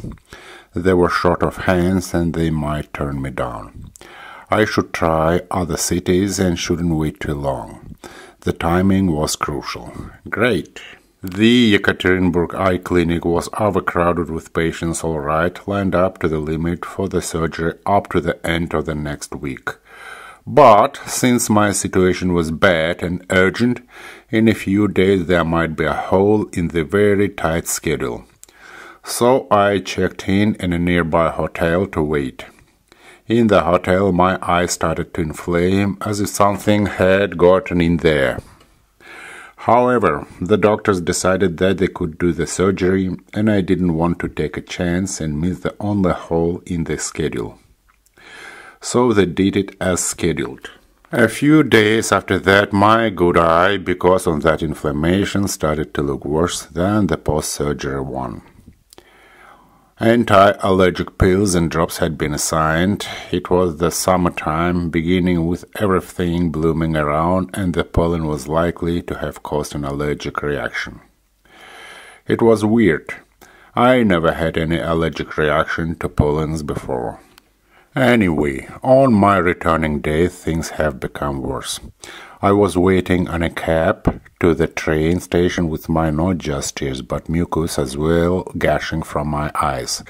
With an unbearable sharp pain, I went upstairs to the nurses and almost howled in despair. Please do something. I almost see nothing. I can't open my eyes. And I ran down again. There was my staff left downstairs, and the taxi could have arrived. There was not a taxi yet, and I was approached by a doctor with a nurse who took me to his room. After a quick look, he said I had contracted adenoviral conjunctivitis. He wrote down eye drop prescriptions and begged to his nurse. We can't keep him here with his conjunctivitis. And off I went. With my eyes closed, I took to the station.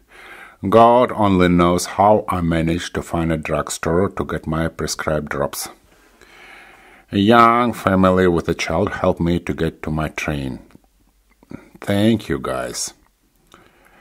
Back at hometown, Anastasia went on with her intensive treatment, administering yet another half a dozen drops, and with daily injections coming out for me on her Sundays and Saturdays as well.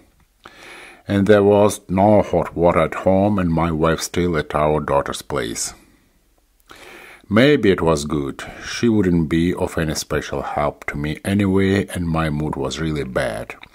Worse than ever. Thanks to that possessed bunny boiler nutcase. It was better for her to stay away from me. I seemed to be recovering from conjunctivitis. My eyes no longer hurt that bad, but my vision was not restored completely yet. Sometimes it did for a short time only. But I had hopes. My vision was not just my work, it was my life as well. When finally my long-suffered eyes came back to normal, I, at the end of the summer, went back to work. Having missed my work, I was entirely absorbed in it, and after hours I would always go home. No drinking this time. Vulnerability is a terrible thing for a man, I would say, and my vulnerability, I hope temporarily, was very depressing. I had not much I was good at, but being protective, a guard if you will, was one of my few things. Even my wife once said that she always felt as safe as houses with me around, and her words worth a lot since she rarely praised me. Not that I loved to fight since my childhood, but I sure knew how to do it. I grew on the street, and the street was a good teacher. Now, to keep my left eye safe, I would have to avoid acute situations. Or, well, what the heck. I would act cowardly. I mean, whenever I saw a pack of running wild hoodlums on the streets, I would try to avoid them. I used to despise such persons myself not so long before. Now, I think maybe some of them were carrying along like this because of some vulnerability acquired by them due to aging, accidents, and who knows what else. Anyway, after work I would go home, have dinner, browse the internet, and go to sleep. That was about it. We were flatly ignoring each other. It was annoying, though, that she was carrying on with her usual not-put-on cheerfulness. Obviously, she made friends with all, and she seemed to be running the show as one of us through and through.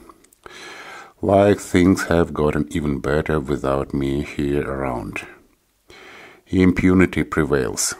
Did she always get away with these kind of things? Drag somebody into bed whenever it falls into her mind, and no questions later.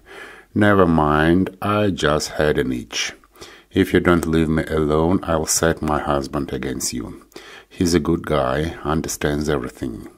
All she was doing to men was all as backward ways, and still getting away with that. with her forgiving husband she never slept with, callboys, co-workers she was in unanswered love with, and she just kept getting away with that. The Oil Man's Day office party was thrown in the company's new cottage.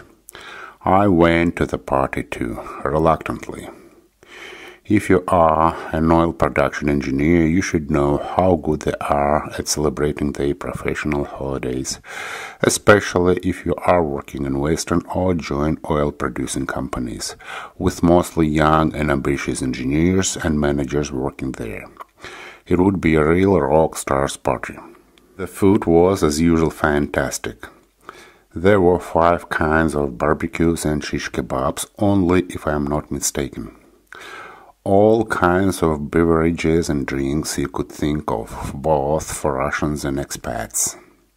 The only expats at the party were the director and a consultant. Some employees came with their wives, so there were no strangers in there. I don't know how they were at Moscow's head offices, but normally there were not many women at oil men's corporate parties. So I wasn't very fond of these kind of parties. I mean, I wasn't a stranger to the bottle myself. Still, I never liked senseless booze-ups. Women, I guess, must have thought it was a paradise. This time I was there for an esprit de corps sense, for professional involvement. I was keeping it quiet out there. Translated when I had to. Clean glasses for toast, they kept saying. The people kept loosening up. And our star was having a really good time. I could hear her trills everywhere. You could see her chit-chatting with the warehouse manager, clinking a glass with the smiling expat consultant, coming in with a drilling supervisor laughing at something funny he must have just said to her.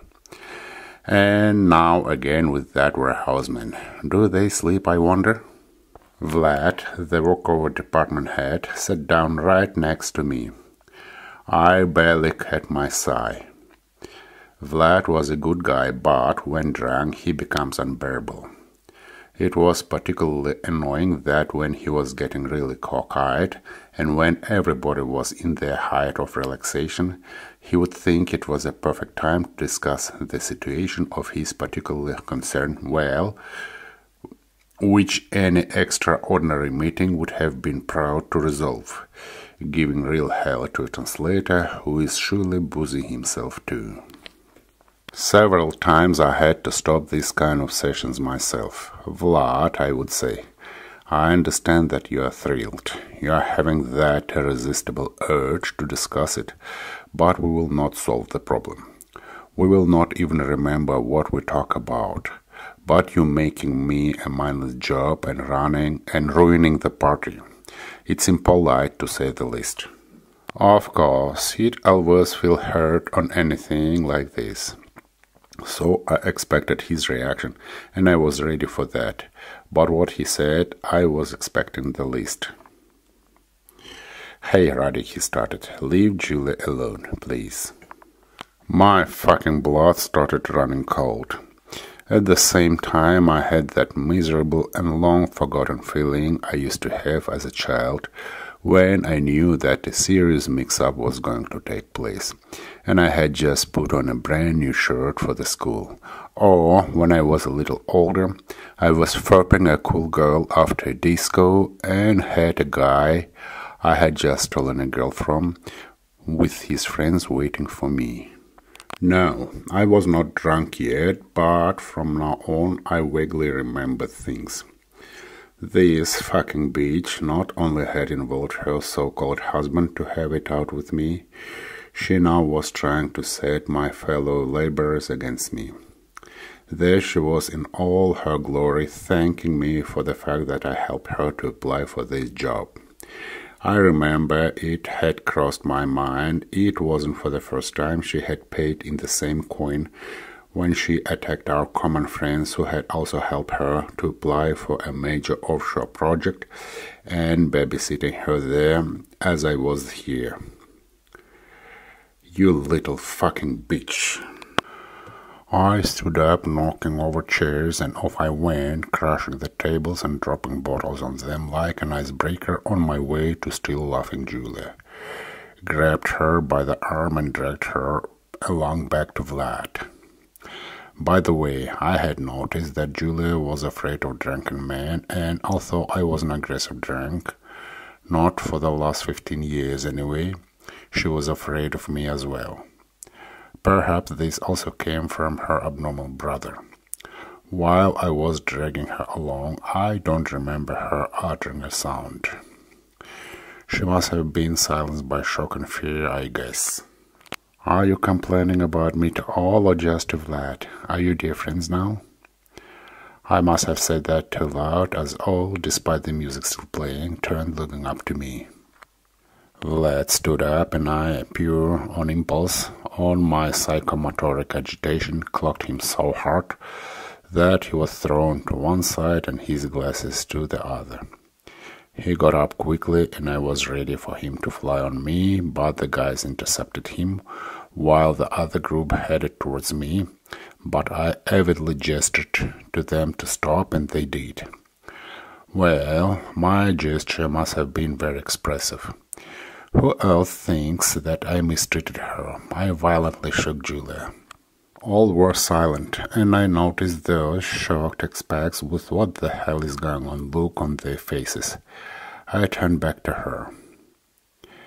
It's your husband you should fuck, not somebody else once begging them to give it to you. Then you'd have your kids and bring your head back in order. I must have been saying something else when my eye lighted on her pantyhose long spots. Shit. I pushed her away fastidiously. She pissed herself. I was exactly calling this out loudly. Shit, she pissed herself. I didn't know any better. I quickly left that house. I do not remember any expression on her face. The heat of my passion must have erased a lot from my memory. That very night I packed up all my stuff and left with the first bus in the morning. I don't remember if I ever had a sleep that night. I had no idea what was happening to her, nor did I care. A week later I had a phone call. That was her husband calling. I was wary, even had ringing in my ears. Julia had just jumped out of the window. All I remembered, the ringing in my ear kept increasing. Well, I have recovered from a massive heart attack. Julia has pulled through too. The words on the street were that she no longer lived with her husband, neither had she had a boyfriend, no kids. People say she's having cancer or something. Hope she will get well. She's good at that, unlike me. None of those companies we had been working with existed anymore, all for different reasons. One had gotten merged with an even bigger company, and this one went broke. It had it coming with the kind of management it had, and with that total stealing and conflicts of interest taking place all the way up to the top, etc. The management sucked. That's about it. What can I say? Of course I'm guilty too for all this. I don't even think to deny it. In the game and evolutionary theories, there's a tit-for-tat interaction phenomenon, like monkeys grooming or birds preening each other's heads, where they can get it on their own, where cooperation is involved. The population on the whole benefits from it, though some species may be gaining and losing from it as well. There always will be cheaters and suckers, with altruism and cannibalism at the extreme forms, among them in the population. I'm not going to venture into the wilds of the evolutionary stable strategy and bore you with that here. I just want to say that, depending on the situation, demand for either of these groups may appear and their number respectively may increase or decrease. And here we had our roles. She was a typical cheater and I was a sucker. Sorry about that. My fault was that I always responded to all her crazy ideas and initiatives, for which I am paying for. Perhaps I am the last of the Mohicans. It is hereditary. My ancestors always were the first to volunteer to go to war, despite the reservations they already had at their hands, and get killed there. Our regime gladly accepted such a sacrifice, reducing the number of suckers in this country's population. The result was that only cheaters, the corrupt and thieves remained in power, along with the cunning ones like she who had ripped off her relative of property to buy herself another apartment in the suburbs. Again, I'm not making excuses for myself, but I at least was being honest to myself and you, my dear reader. When I woke up, I couldn't believe I was dreaming this. In fact, in real life, it ended up more prosaic and scary. Now I understand that Julia would get rid of me either by hook or by crook anyway. During my illness, Julia's impact on her bosses had grown immeasurably, and I, the fucking fool, just facilitated her in that. To the extent that for a long time I was thinking that Julia had nothing to do with me being out of my job, like it was only my fault. After the surgery, when I had recovered, I was going to my daughter to Turkey. The sea water is very good for the eyes. As my office had called me to go to work, I handed back my ticket and learned that Peter will be working on my hitch. I called Robert, her boss. No clear explanation in what was going on was given. He only informed me that the decision was made and I would go to work on my next hitch. I tried to call this bitch, since I immediately figured out who was behind all this, and the girls in the office told me to. Actually, Peter didn't cope well with the job, and the office wasn't happy with him. My calls were never returned, of course. Okay, I thought, I'll have this out when I'm back. Again, I took my ticket and went to Turkey. Before that, I posted this story up to the moment where she jumps out of the window in my blog with the name changed. In fact, this story was presented as my sociopathic friend story with my caustic comments to this. I was about to include Peter in my separate My Colleagues and Interpreted chapter. Then I changed my mind. He was out of Real Translators League, so the footnote was just right for him. The first time I heard about him when I was told on how, when he got drunk on the Independence Day party in a well-known Western company, he decided to sing in front of a large audience. And sing he did. So that one lady, being polite, put it that he was a bit out of tune, and the other of his colleague, being not so delicate, said, "One, once drunk, should never grab a microphone unless he's in a karaoke bar." When I saw him the first time, I wasn't overly impressed by him. He told a joke no one loved to eat, and he embarrassed Björn back in his laptop, and the whole thing made me laugh. When all stared at me, I explained what was so funny about that. That reminded me of Disney's Lion King cartoon movie with Timon when Pumbaa asked depressed Simba, "What's eating you?" And Timon says, "Nothing. He's at the top of the food chain," and laughed, poking Simba in the side, inviting him to laugh at his joke. And Simba, if you remember, was in no laughing mood at the moment, and Timon was embarrassed too. It wasn't a good time for a joke. That's how I actually met Pete. Then he was my back-to-back. We got along fine. The Gemini are good at making a good impression on people. Then we worked at different places.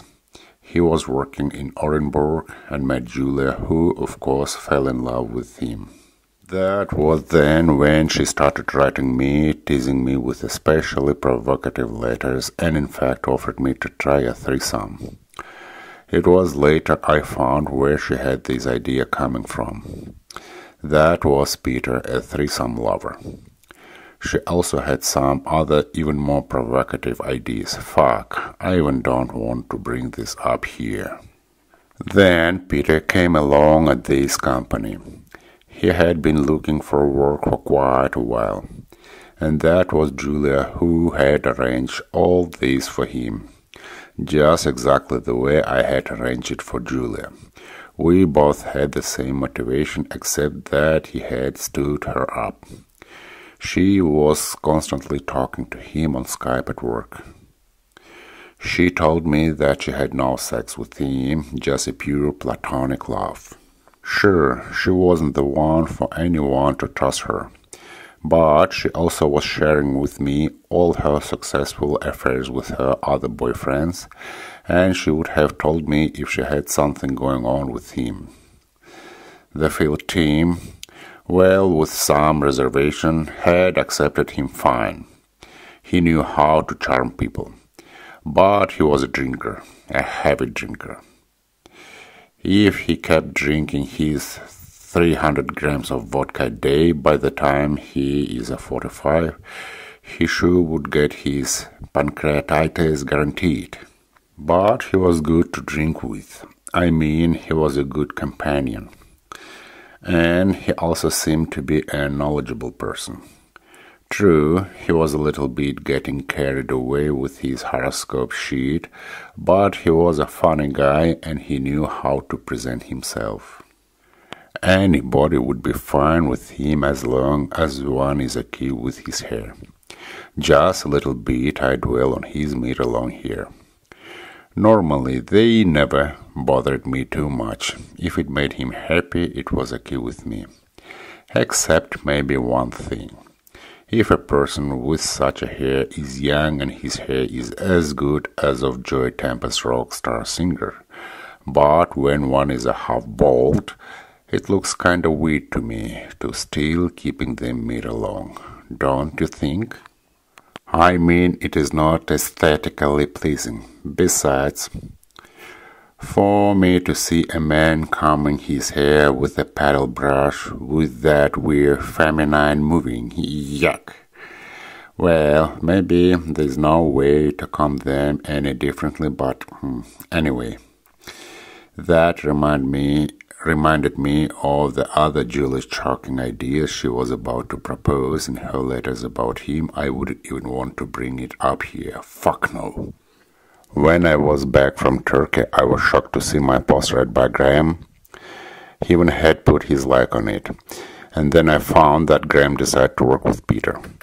None of my calls and emails had been answered by Graham or Robert. In this case, I wrote to them both. If they had fired the victim, they should fire the cause as well. And I never communicated with anyone, secretly hoping that she had been fired too. Some wrote that she had revealed herself all right. Robert, however, wrote in LinkedIn that Julia was an excellent translator and interpreter, exposing himself. I began to slowly forget about all this. Up until new investors of this half-broke company told me about some Kazakh funny lady translator still was working there, what turned me all over inside. I've been moonlighting as a freelancer all along here and there, scraping for money. We were having sanctions, and no longer translators were needed that bad. And she still was there in this my favorite company. I loved that work and the place associated with my fond memories and the company with its nice people, my friends. Making a fortune there, and yes, they said she still was having a good time. That's what had turned me inside out. She who got the job from me took the job away from me. I help her with this work and I will take it away either. Especially when my friends regularly send things about her. Anyway, I would never be proud of it. I sent her the most decent nude picture of hers she was bombarding me with to her bosses, the HR and the security department head. I knew that doing this I was killing my future as well. I will be blacklisted for sure, but I couldn't help myself. But she will be fired. My wife, however, who knew almost everything by then about me and her, said Julia would manage to wiggle out of this shit anyway. She did before. Sometimes I agree with my wife. There's a good chance that I would be blacklisted everywhere, and she would continue to work. But this time I seem to really have made her life difficult. Graham is a very cowardly person. I work for him, I know. If you remember when she picked up the Dostoevsky wave with her "I'm sorry, goodbye," she was giving me her clear message. Company is bankrupt. Find yourself a better place. If there were any better places, she surely would have found them faster than anybody else. And she would never bother to tell me about them. I always did. She wanted me to leave. I noticed in my last hitch before she invited me to the champagne, her carrying on was uneasy and at loose ends. She was unusually quiet and uptight with me around. And how, as I was giving a call somebody in that company, I always heard her laughter in the background. She was happy now. She has gotten rid of me. All went according to her plan. Well, not all actually. The guys have been warned about her. She must have tried to hit on her bosses, but Graham is a coward. He has read my story. And Robert is old. He also has probably read it. And Peter had just stood her up. And she was so looking forward to it. But I was hurt by the fact that she was still working as if nothing had happened, while her victim was fired and had no job ever since. Especially, I kept hearing things regarding her, just like this one. Here's another story. Now I don't talk to her, so I don't know what she's doing now, but when she's working the Stockman project, she was up to all sorts of crazy things God only knows. I never held a candle for her, but she always tried to seduce someone passing her by. It was funny to watch her being that straightforward.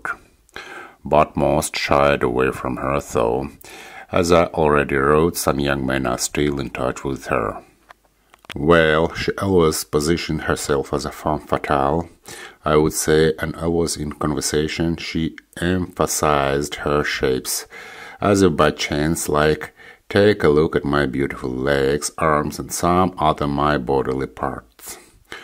One more thing I remember. At the New Year Eve corporate party, Stockman invited a rock band, and its lead vocalist got so hot with us that he jumped down into the dance floor and started revving up with the others. How she was trying to seduce him the most straightforward way. It had to be seen. Like she was about to jump onto him, clambering all the young ladies away from him, so he, because of her, ran up back to the scene. Honestly, it was some news to me. I mean, her carrying along like this. So I didn't view her this way. Just once, when we were partying at my place in Niš, she seemed to be hitting on Sergei. But, as a joke, I loudly announced that he was married. So she somehow went googie, and there was no continuation. I was more surprised by her too open relationship with her boss, not in the sense that she was hanging around him, but that she felt entitled to give him advice and behaved familiarly with him. But I did honestly perceive her as one of the nice guys, a cheerful girl, loose sometimes but friendly and compassionable, and I loved it in her. And then more than once I heard some unflattering reviews from other companies about her jealousy and meanness. I did not want to believe that. Fuck, it all agrees with what I now know about her, with her positioning herself as a femme fatale. Remember her invectives to Dostoevsky with his stupid willingness to jump out of the window on a woman's order? You fucking wish. and about her narcissism. I remember her lying around naked and lifting up her legs, looking at them as if trying new boots on her for buying, turning them around in different directions. However, she turned out even viler than I even thought. In fact, I learned so many new things about her that maybe I should rewrite this chapter. If this book is ever going to be reprinted, maybe this will be a completely different chapter.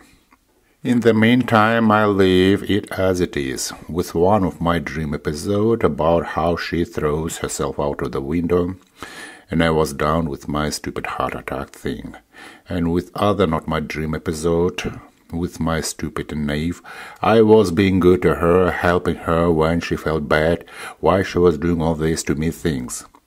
Let it be as it is. Well, there's no way to bring my job back, but I'll see that now she will be fired at least.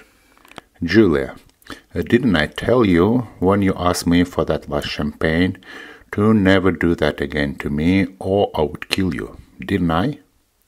Didn't I tell you that since you had tamed a beast, you were responsible for it now? And now you had it coming. And now you, the bosses, listen to what I say. Somehow, I'm sure you will read it. The guys like you, I have noticed a long time ago, are pretty well settled here in Russia, making a fantastic amount of guap here, practically doing nothing. You can throw dust in someone else's eyes, but I saw you both working. You can't fool me. It is thanks to you that such a promising company as this one had collapsed. However, this is not my main complaint about you. My claim against you now is different. It is because of you and those like you who have given such creatures as Julia a go-ahead for her further unbridled sexual robbery. Feel free impunity to do whatever they want. But she's going to end up badly. They always do. And for everything that has happened and will happen to her, and to me for that matter, is all your fault. And one last thing. This probably I should never write about, and I apologize for this in advance. I don't mean to offend anybody, but after her, I always thought I would have a lifetime prejudice against all women of Oriental appearances, even the prettiest ones. I would always be shying away from them. Things like that are never forgotten. She had left a huge scar on my psyche. After her, I could not normally communicate with people, especially with women. In each of them I would see a catch, a trap now, and I could not get rid of any suspicion to any that spoke to me first. I was sure that I had gone crazy. First, for a long time, she tried to convince me that she too loved life in all its manifestations, and then, when she finally got me convinced on this, I had turned to her, she had projected all her flaws and perversions on me, and then she blamed, condemned, and defended me for them. I understand her perfectly now. Deep inside her subconsciousness, she believed that she was ugly and compensated for that, chasing men and then dumping them before they did that to her, to show her friends and herself that she is in high demand. Fortunately, this has never happened to me. In an exotic and beautiful country such as Indonesia, I forgot everything about her and I began to thaw out. My wounds began to heal up. Then I met a woman, my youth's desperate dream, my pot of gold at the end of the rainbow, who, as it has turned out, has loved me all along since school. I have a chapter below about it in this book. With her, as I thought, my wounds would have finally healed up. However, as you will see in that chapter below, I did not learn the lessons properly. I continued to attract not just problem women to me, I continued to attract beautiful and charismatic whores until I finally became immune to such. But that, as it turned out, was still a long way off. In the conclusion of this chapter, thank God I'm about to finish it. I didn't feel very well while writing this one. I would like to say that this thing has not been working anywhere since 2016, although translators are still needed. I am always in demand in companies, as well as all those who have worked with me in Indonesia. She removed the photo on her page on LinkedIn. I heard from someone that her contract was terminated for inappropriate ethical behavior at work. I heard that she was trying to work as a realtor, selling apartments, and that she didn't succeed in that. But I have not long cared much anyway.